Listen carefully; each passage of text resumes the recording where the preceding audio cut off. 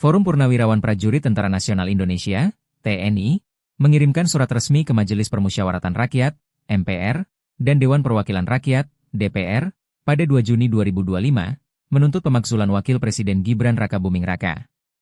Langkah ini memicu gelombang reaksi di kalangan politik dan publik, mengingat Gibran adalah putra sulung mantan Presiden Joko Widodo, Jokowi, dan menjabat sejak Oktober 2024 bersama Presiden Prabowo Subianto. Surat yang ditandatangani oleh sejumlah purnawirawan ternama ini memicu spekulasi tentang motif politik dan independensi proses hukum. Apakah ini upaya tulus untuk menegakkan konstitusi, atau bagian dari dinamika kekuasaan pasca Pilpres 2024? Isi dan latar belakang surat.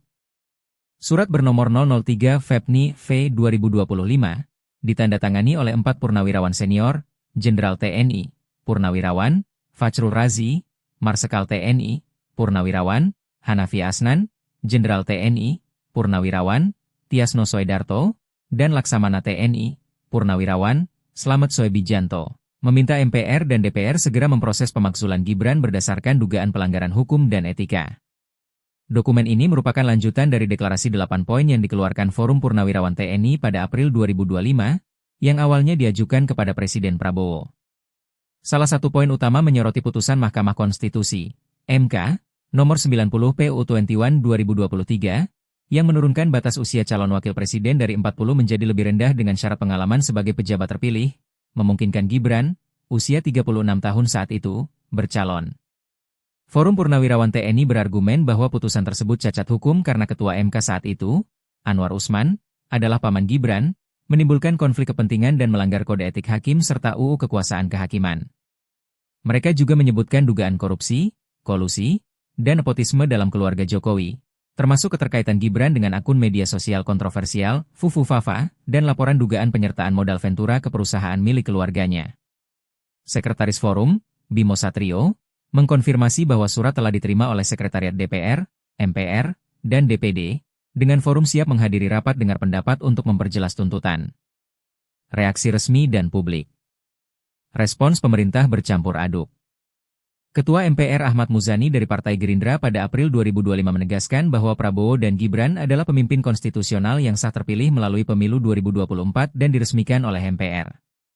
Sekjen DPR Indra Iskandar mengakui penerimaan surat pada 2 Juni 2025 dan menyatakan bahwa dokumen tersebut telah diteruskan ke pimpinan DPR, meskipun belum ada tindak lanjut resmi karena masa reses.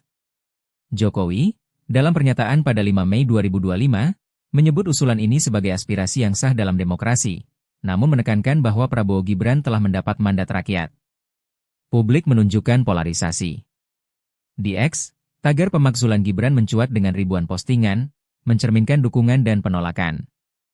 Sebagian netizen mendukung Forum Purnawirawan TNI, menganggap ini langkah untuk membersihkan politik dari nepotisme, sementara yang lain menilai ini sebagai upaya politik untuk melemahkan pemerintahan Prabowo. Aktivis anti korupsi seperti Boyamin Saiman dari Maki pada 3 Juni 2025 menyambut positif surat ini, meminta DPR menindaklanjuti dengan serius, terutama terkait dugaan pelanggaran MK. Konteks politik dan kritik. Kontroversi ini tidak terlepas dari dinamika pasca Pilpres 2024. Putusan MK yang memungkinkan Gibran bercalon bersama Prabowo telah lama menuai kritik sebagai bukti nepotisme, mengingat hubungan keluarga antara Anwar Usman dan Jokowi melalui Gibran. Forum Purnawirawan TNI, yang mencakup tokoh seperti mantan Wakil Presiden Tri Sutrisno, tampaknya ingin menjaga integritas konstitusi, meskipun beberapa pengamat mempertanyakan motif politiknya. Pengamat hukum Ferry Amsari pada 28 April 2025 menegaskan bahwa pemakzulan hanya bisa dilakukan melalui DPR dengan dukungan 2/3 anggota, sebuah proses yang sulit tanpa konsensus politik. Pihak pendukung Gibran, termasuk Partai Golkar dan PDIP, menolak keras usulan ini. Sekjen Golkar Sarmuji pada 3 Juni 2025 menyatakan bahwa tidak ada bukti konstitusional yang memadai untuk memakzulkan Gibran. Sementara itu, Luhut Binsar Panjaitan pada 6 Mei 2025 menyebut wacana ini kampungan dan meminta persatuan di tengah situasi global yang sulit. Kritik ini memicu spekulasi bahwa pemerintah ingin menekan Forum agar mundur, meskipun pertemuan Prabowo dengan Tri Sutrisno pada 7 Mei 2025 menunjukkan upaya meredakan ketegangan. Tantangan dan implikasi. Proses pemakzulan menghadapi hambatan besar. Pasal 7B UUD 1945 mensyaratkan usulan DPR dengan dukungan 2/3 anggota yang hadir dalam sidang paripurna, diikuti pengujian oleh MK. Dengan komposisi DPR yang mayoritas mendukung koalisi Prabowo-Gibran, peluang sukses usulan ini minim, kecuali ada perubahan drastis dalam aliansi politik. Pengamat politik Adi Praitno pada 29 April 2025 menyebut langkah ini sebagai ekspresi ketidakpuasan, namun kecil kemungkinannya menggoyahkan posisi Gibran tanpa bukti konkret. Implikasinya lebih luas bagi stabilitas politik. Jika DPR menolak memproses surat ini, kepercayaan publik terhadap institusi legislatif bisa menurun, terutama di kalangan yang skeptis terhadap kekuasaan Jokowi Prabowo.